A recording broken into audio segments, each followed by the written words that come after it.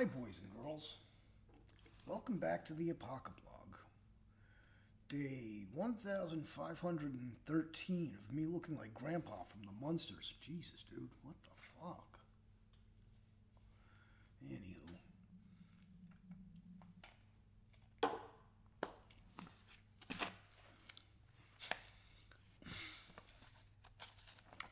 Sleepy, creepy kid toucher Joe got out there and started, letting us know how he feels about America.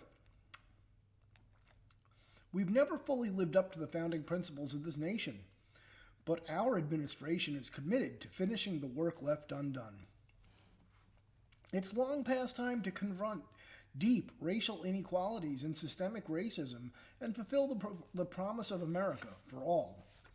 Yeah, Joe, there's this thing called history, and we fought this war, and we amended the Constitution with 3 new articles to guarantee that equal treatment, to guarantee to abolish slavery, to endow these people with full rights of American citizens, and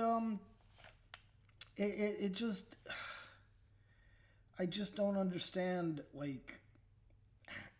how that this party gets away with just continually living 250 fucking years ago. Last week, he went out and said, we have never fully lived up to the founding principles of this nation, to state the obvious, that all people are created equal and have a right to be treated equally throughout their lives. That refrain led to one of Biden's most infamous flubs. We hold these truths to be self-evident, that all men are created by the thing.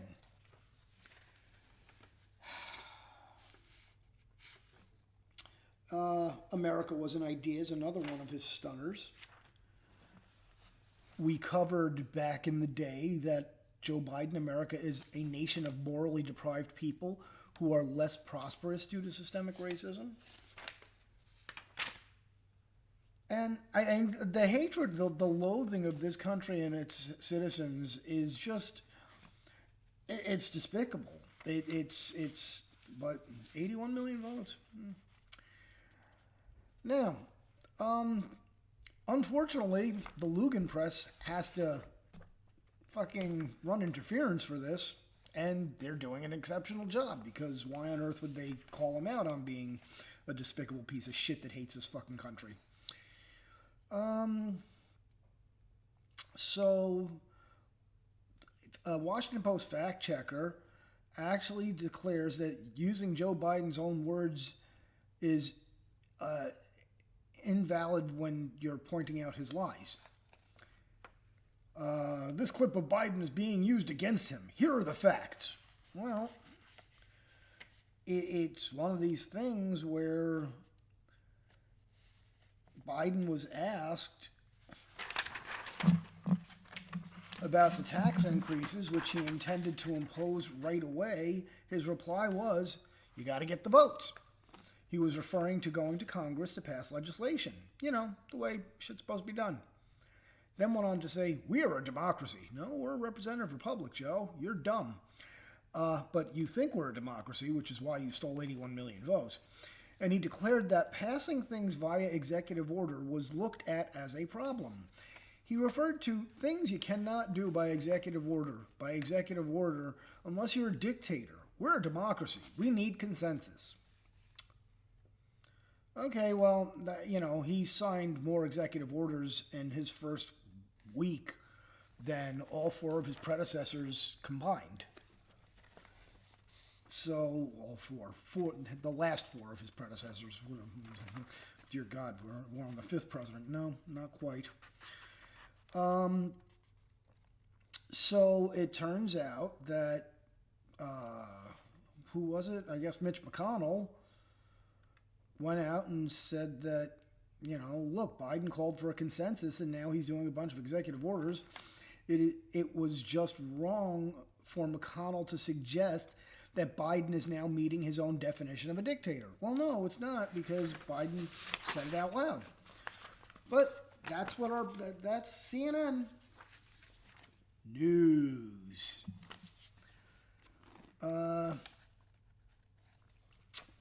Washington Post fact checkers announce end to Trump false claims project. Shockingly, they have no plans to start one for smoldering old Joe.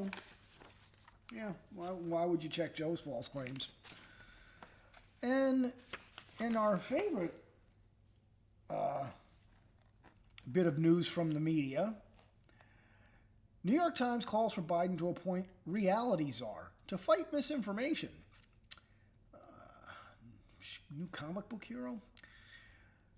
Okay, so in an article entitled How the Biden Administration Can Help Solve Our Reality Crisis, New York Times' Kevin Roose cites experts who are calling on the Biden administration to put together a cross-agency task force, and this should scare the fuck out of you, to tackle disinformation and domestic extremism, which would be led by something like a reality czar.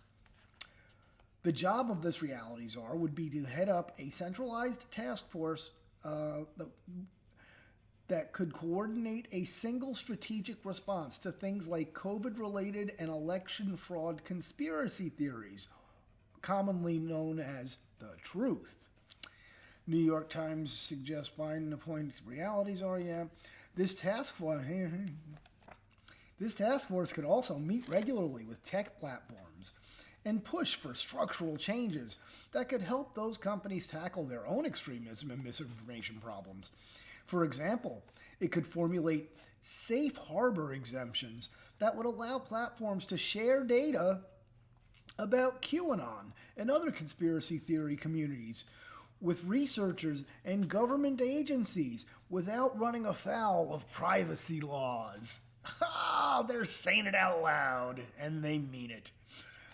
And it could become the tip of the tip of the spear for federal government response to the reality crisis. Now, what do you think the federal government's response is going to be?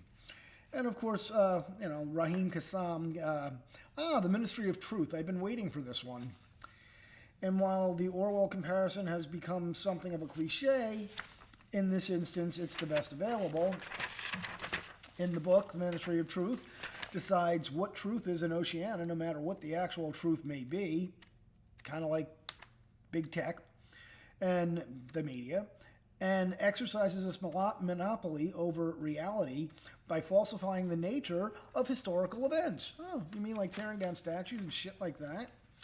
By claiming that, systemic racism.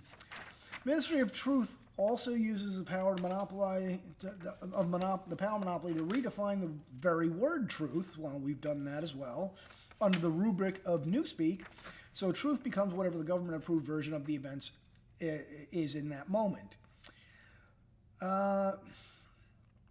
So what the experts cited by the New York Times, Orwell portrayed, blah, blah. Sounds a little dystopian, but if conspiracy theories really do pose a deadly threat to society, who is responsible for pushing the most egregious disinformation? As we've exhaustively documented, the most harmful conspiracy theories, such as Saddam Hussein's non-existent WMDs and supporting freedom fighters who were actually jihadists in Libya and Syria, are always exclusively peddled by the mainstream media.